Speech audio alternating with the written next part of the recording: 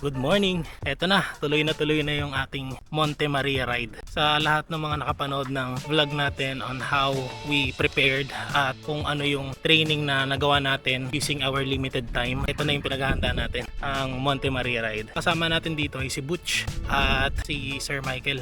Ride out tayo ng 4:30 AM. Windbreaker na tayo agad kasi malamig yung temperature ngayon, at ang meet up natin sa Gentry, Manggahan. So itong ruta natin na to ay aabutin ng 255 kilometers mula dito sa 13 Martires, Cavite hanggang Monte Maria, tapos paikot ng Taal via Lipa hanggang Muntinlupa and then Danghari, tapos dadaan tayo ng Open Canal pauwi. Ayan, let's go! At dahil Gentry, Manggahan ang meetup place namin tatlo, mas maaga ako sa meetup place at nakapag-almusal pa. Galing naman ang mga kasama ko sa Molino at Muntinlupa. Pagdating nila Butch at Sir Mike ay nag-water break lang saglit at sinimulan na namin baybayin ng Gentry to Amadeo hanggang paakyat ng Tagaytay. Pagdating naman sa Tagaytay ay nag-quick break muna kami para habang maaga ay makakover kami ng mas malaking distance. Time check, 7:48 AM. Ito na tayo sa Tagaytay. At kakatapos lang din namin mag-quick break sa Junel's Bake Shop para kumain ng egg pie nila na malupit. Papunta na tayo sa next stop, which is sa Arco ng Nasugbu, and then akyat papunta Fantasy World sa May Lemery. Mula sa pinanggalingan naming intersection sa Tagaytay hanggang Nasugbu Arc ay approximately 12.3 kilometers. Rolling terrain ng daan at maayos naman. At the moment, ginagawa ang kalsada at flyover sa Crossing Mindes. Nadaanan din namin ang ilang landmarks tulad ng Sofari, Twin Lakes at Alfonso Welcome Arc. Mula sa Alfonso ay may huling ahon bago dumating sa Nasugbu Arc. Nandito na tayo sa Welcome Nasugbu. Tapos kakaliwa tayo papuntang Lemery. Yan. Kasahon tayo ulit. Pag makita niyo yung ulap, parang napakalapit natin masyado sa ulap. Parang kayang-kaya ng talunin. Minsan nagtaal-loop kami, kasama ko si Neil at si Julian. Bumaba kami sa sungay tapos umikot kami sa Taal. Dito kami lumabas.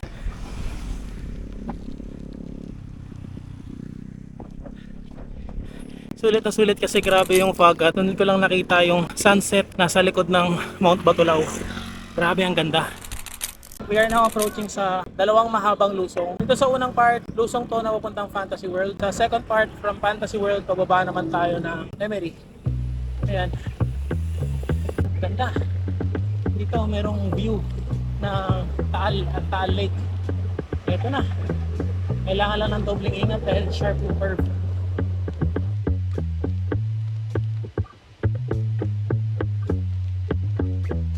Welcome to Lemery! Malapit na tayo sa Fantasy World.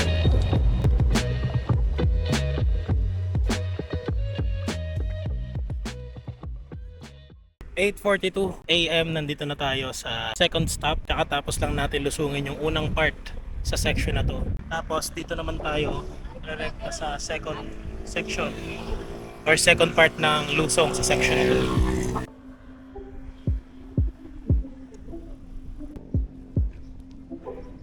Nagpicture lang kami saglit, tapos konting shots ng mga clips. Larga na tayo dito sa second section ng lusong na to. Jokno Highway to Pakalaka. Ayan. Let's go. Ayan sila. May nagbabasa pa ba ng description? Kung kayo yon at interesado kayo, meron akong uncut full descent video nitong kalsada na to. Tinatawag ko ang mga clips na yon as Less Talk More Ride Cuts. Kung gusto nyo mapanood para may idea kayo at reference, ilalagay ko ang link sa description. Enjoy!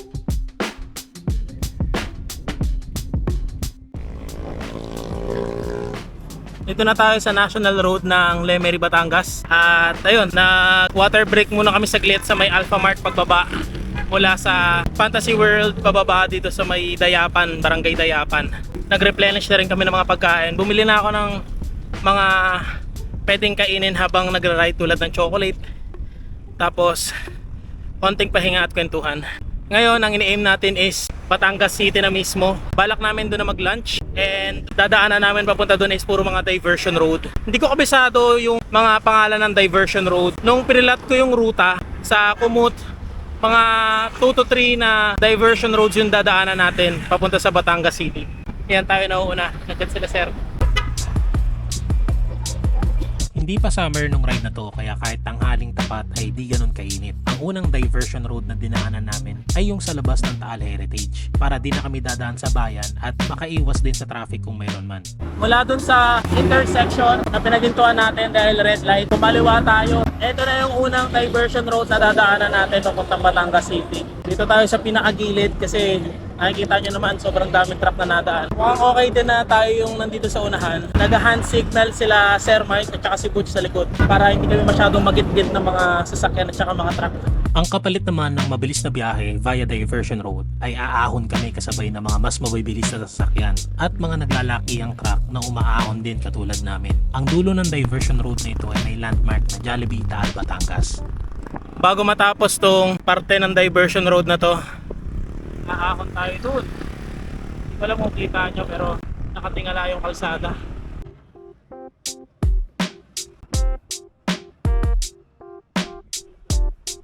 Tatlong Maria na nasa puok na may tulong. At paglabas namin ng diversion road, hindi pa rin kami nakaligtas sa moderate to heavy traffic na sinabayan pa ng banayad na ahon dito sa Paliko, Balayan, Batangas Road. May mga parte namang maluwag ang kalsada at may parte ding makikita ang Mount Makulot na nasa Cuenca, Batangas naman. Normally for Taal Loop, dito tayo sa diversion road pa Lipa City. Pero dahil Monte Maria tayo bago tayo maglulup ng Taal, diretso tayo dito. Tayo dadaan dito sa diversion road na dito. Diretso, Batangas City. Lalabas na tayo ng Taal, Batangas. Hop, hop, hop, hop! From Taal, nadaanan natin Santa Teresita. Quezon, San Luis, Batangas. Kapag nagpa-plot ako sa Kumut, madali lang siya eh. Sa PC, drag and drop lang nung ruta na pinili. Tapos, masaset mo na yung blue line na magsisilbing ruta dun sa Kumut paggamit ang PC. Medyo mahirap gumawa ng ruta kapag gamit is phone o yung application sa phone ng Kumut. Ayan, medyo rolling lang dito. Pero compared sa Santa Teresita tsaka sa Taal, Batangas, mukhang mas maraming flats dito. Dun kasi gradually umaahon kami. Ayan, Batangas City. Diretso tayo. Alitagtag, Batangas, Anlilusong. Woohoo! May view na dito ng bundok and parang medyo kita na dito from here yung Monte Maria. Hindi ko masyadong maaninag eh. You can feel na malapit-lapit na tayo. Kasi from Batangas City, kakanan tayo para marating yung Monte Maria. Ang mahalaga ngayon, lusong naman. Dahil Taal, Batangas, maahon tayo. Ang ganda ng mindset ko dito. Pagdating ng Alitagtag, feel ko talaga na malapit na kami. Pero sa totoo lang, mula dito ay approaching pa lang kami sa second diversion road, which is Batangas City, San Pascual, Bawan Diversion Road. At total distance to cover hanggang Monte Maria ay 39 kilometers pa. At hindi lang basta-basta 39 kilometers. Basta, makikita nyo mamaya. Barangay Kupang. Approaching sa intersection at kakaliwa tayo. Ito na yung second na diversion road na dadaanan natin. Ayan na!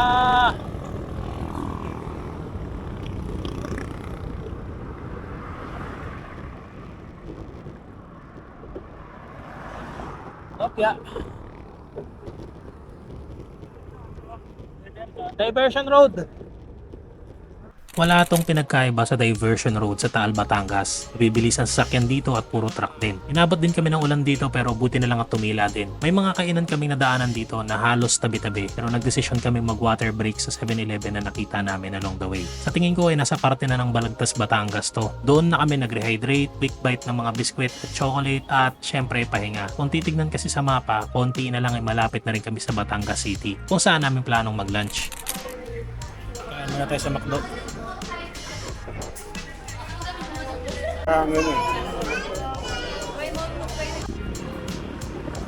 Tapos na kumain, it's 1:50 at rekta na kami pa Monte Maria. So from McDo, approximately 24 kilometers hanggang Monte Maria na mismo. Bali, mayroon tayong dadaanan na tulay, 4 kilometers mula dito hanggang tulay. Tapos 20 kilometers hanggang Monte Maria. Yeah, most likely baka makarating kami dun mga 4 na, sabi ni Butch.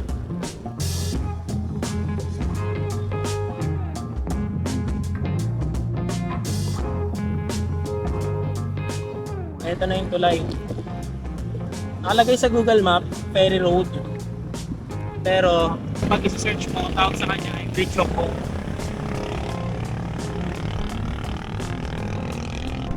Maganda yung tulay. Kanya lang medyo makipot siya pero okay naman. Nauna sila Butch at si Sir Mike.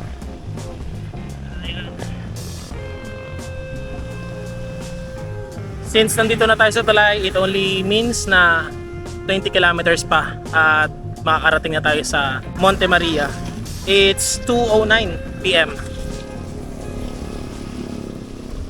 Sa parting to ng ride ay di ako ganong makapag-focus sa pag-vlog. Sumemplang ako bago kami dumating sa SM Batangas City. Kaya umalalay muna ako sa pagpadyak at nagsiself-assess. Swerte ako dahil nasa likod ko si Sir Mike nung sumemplang ako at walang kasunod na mga sasakyan sa likod. Habang nasa gilid kami ng kalsada, bumuelo ako para dumikna dahil lilipat kami ng lane at papasok sa inner road. Hindi ko napansin na mataas masyado ang asfalto sa main road. Doon dumulas ang gulong ko at sumemplang. Kaya mula doon ay ako nang nasa ulihan at swerte pa rin dahil walang sira ang bike at walang major injuries kundi galos lang. Paglagpas namin ng barangay Libjo ay rolling na ang daan. Hindi lang basta rolling kundi may mga kahabaan, ahon at lusong. Ganito ang magiging terrain at mas malala pa habang papalapit kami sa Monte Maria. Kaya hindi rin talaga basta-basta pala tong ruta na to. Meron na naman dun. Sabi ni Butch kanina, puro rolling na nga dito banda. So isang mahabang palusong na pa zigzag tapos ngayon puro rolling na pero zigzag pa rin.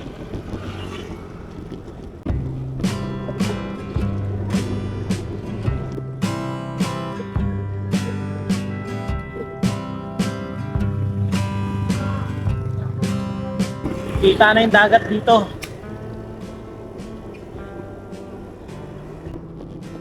Two-way lang yung dalawang lane lang yung kalsada pero ayos-ayos naman, dire-diretso. Nauna lang tayo ng konti kay Sir Mike, nasa unahan si Beach. Ganda!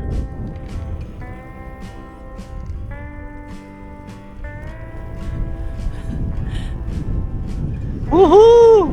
Hindi ko alam kung kita nyo pero sulipan na namin dito yung Monte Maria. Oo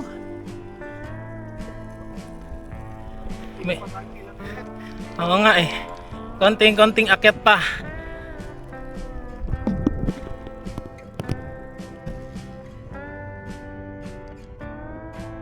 Talagang papatayin nga dito naman. Maaga palibutan tayo ng Mga phytochemicals. Mga electromagnetic kinesis. So yung mga ahon pala kanina warm up lang. Walang yan. Salamat lang kanina, hindi grabe yung semplang ko kanina. Wala kang kasunod. Meron yung Pero nakita ka, di ba? yung BIOS pero malayo yung distansya. Safety rider. Oo. Malayo pa lang siya, nasisipat ko na. Bala ko sana, gumitna kasi bago siya dumating, oo. Kasi liliko na tayo Kaso hindi umangat yung gulong. Ganun, pinapatalon ko. Papracticein ko nga yun. Lalo na pagkalanganin. Oo. Hindi ko napansin na ganun kataas. Yung gulong ko pa naman Masyado manabi kasi. wala siyang knobs, yung parang siya. Oo. Tapos yung masakalap dyan, yung lusong natin hanggang dagat. Kasi bumaba ka ulit sa zero, Elevation. level ka ulit Oo. Back to zero ka. Yung Monte Maria, 200 plus yun. Ayun, doon pa tayo sa kabila. Ayan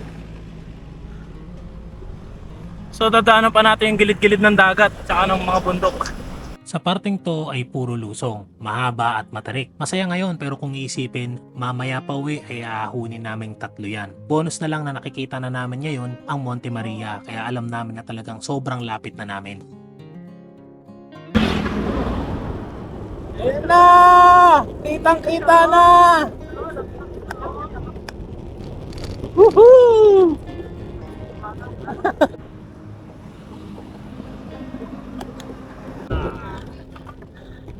Alang yan naman ako. Kitang-kita na. Kitang-kita na. Ayan oh. Grabe. It's 3:39 PM. Ayan na, nakikita na ang resulta. Grabe. Konti pa. Siguro mga 45 nandun na tayo, no? O mahaba pa ng konti yan. Lapit na. Whew. 3 to 400 meters. Ito na yun. Ahon dyan, papasok na. Ahon pa rin yun. Ang sakit ang gear ko doon. Parang mas malupit yun ah. Oo. Parang kasi mas mahirap pag nilakad, no? Kaya mo naman yung akitin pa natin. Oo nga, bundok pa rin. Ito na yung last stretch. Turn right.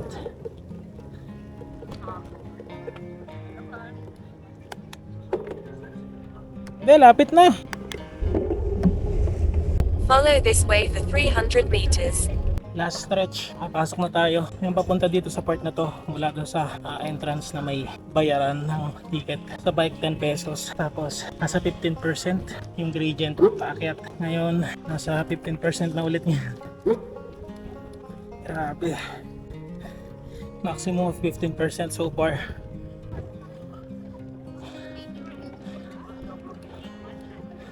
Take the next right.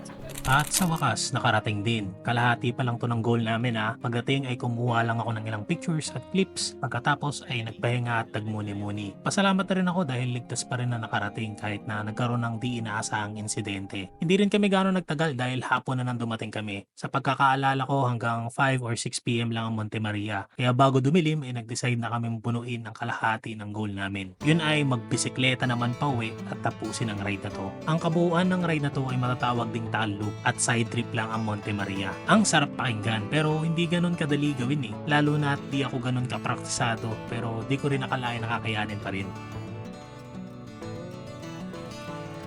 At sa pag-alis namin sa Monte Maria, sinet ko na expectation ko na di dapat ako mabong dahil mula Monte Maria hanggang bahay ay roughly 143 kilometers pa. At dahil doon, ang una naming pinarioritize ay wag abutan ng dilim kung saan yung mga planta na nadaanan namin nung papunta kami sa Monte Maria. At least makarating man lang kami sa National Highway ng Batangas City bago mawalan ng liwanag. 6:54 PM. Dito pa rin pala kami sa Batangas City. Nakalagpas lang namin ng Batangas SM City, Batangas City. Report. 7:30, tapos na kami kumain. Lalagan na kami. Ang target naman namin is Lipa. And then after Lipa, Calamba syempre. Kagandahan lang dito sa ruta, turbina ang daan namin at hindi na kami dadaan sa Los Baños. Kaya maiwasan namin yung possible traffic. Ang sinasabi lang sa amin ni Butch, medyo masakit tong ahon from San Jose to Lipa. Pero nandito na Let's see.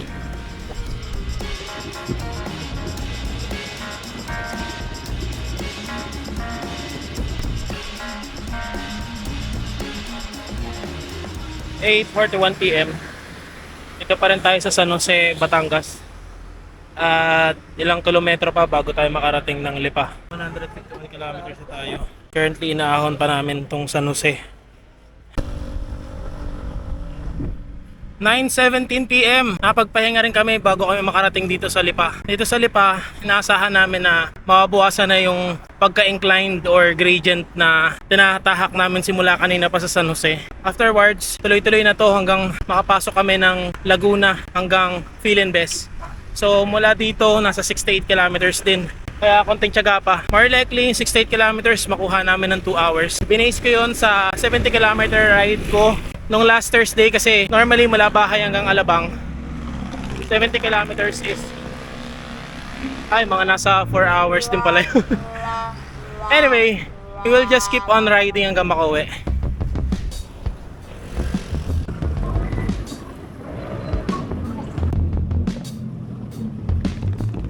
Mukhang fiesta yata dito. 9:37. Dito na tayo sa papuntang Tanawan. Ayan, diretso lang tayo dito sa intersection.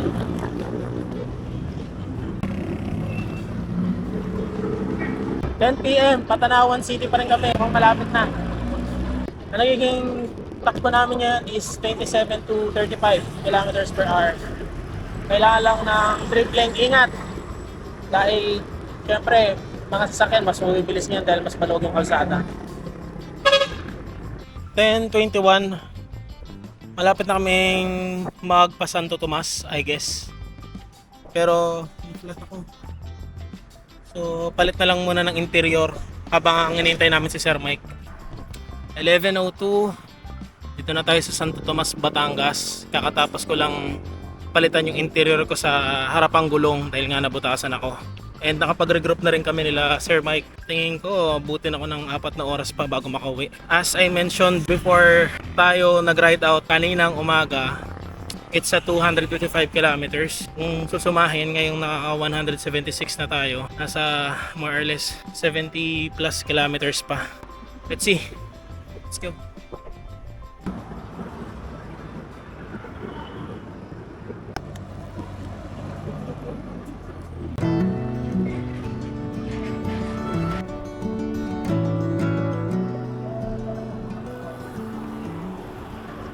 Sa wakas!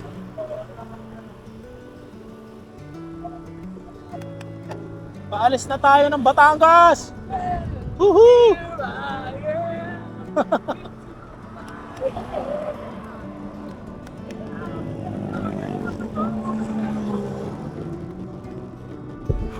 (11:43 PM) SM Calamba! Woohoo! 11:57. Dito na tayo sa maliwanag na bayan ng Kabuyaw. Let's go! Hanap kami ng pagkain mga bandang Santa Rosa kasi gutom na ako eh. Tapos ako pa yung huling uuwi sa amin dahil si Sir Mike at saka si Butch bandang Molino, Bacoor lang sila eh. Ako 13 pa. So may bubunuin pa akong mga 60 kilometers more or less. Kaya kailangan kumain muna bago kami lumagpas ng Santa Rosa. Papasok na tayo ng Santa Rosa. Let's go! Konti pa. Mga 3 kilometers pa daw bago yung kainan dito sa Santa Rosa. So, konting pace pa. Medyo nawawalan na ako ng isinisipa eh. So, i-chill ko na lang to para mabuno yung 3 kilometers hanggang makarating tayo sa kakainan natin before continuing. Let's go! San Pedro 2:14. Nandito na kami sa Muntinlupa. Medyo inaantok-antok na rin ako kaya kailangan kong maging mas alerto. 2:53 AM. Napasok na kami sa Daang Hari. Eto na, konti pa. Napakadilim. Solo natin ang kali. So nagawa-hiwalay na kami. Nauna na si Butch. Sumunod si Sir Mike. At ako naman ay pauwi na rin. More likely nasa 25 kilometers pa more or less. Dadaan ako ng open canal para lalabas natin eh, gentry na lang. Actually pagod na rin ako eh, pero konti na lang eh. Talagang kapag long ride, it's a matter of endurance talaga eh, pag pauwi na eh. Napakasarap sumakay ng bus or pag-commute. Pero kasi hindi naman sa meron kang dapat patunayan, pero nakaka-proud lang na matapos mo yung buong ruta. Yun lang ang parsa. Papasok na ng Imus. And then afterwards, open ka na. Konti na lang.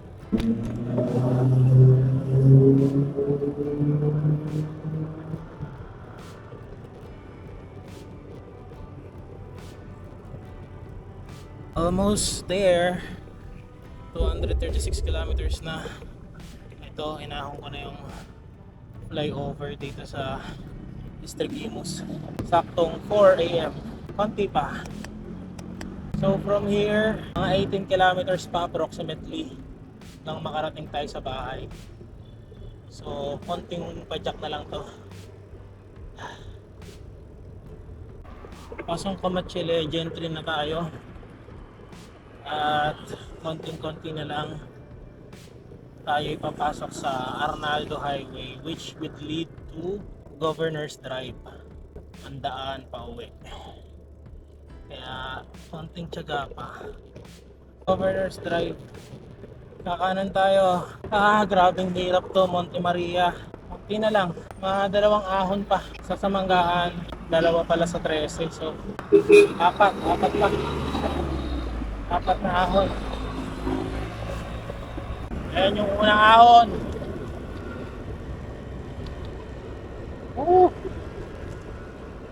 Pangalawang ahon. Tapos paglagpas ng arko ng 13, meron pang isang ahon. Kaya, ayun. Yan ang mga ahon bago makauwi sa bahay. Kunti na lang. Finally, 13 na. At ayan yung pangatlong ahon. Yung kurba na yan. Pagkatapos nyan, meron pang isa, yung pinakahuli bago makauwi sa bahay. So, ayan. Time is 5:14 PM. Konting-konti na lang. At ayan na yung last. Diba? Lang yan. Yan yung pinaka-last na ahon bago makauwi.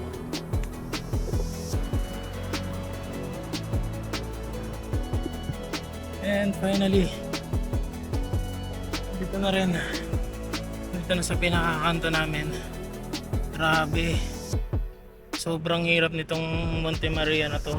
Sa lahat ng mga naging ride ko, ngayon lang ako umuwi ng more than 24 hours na ride.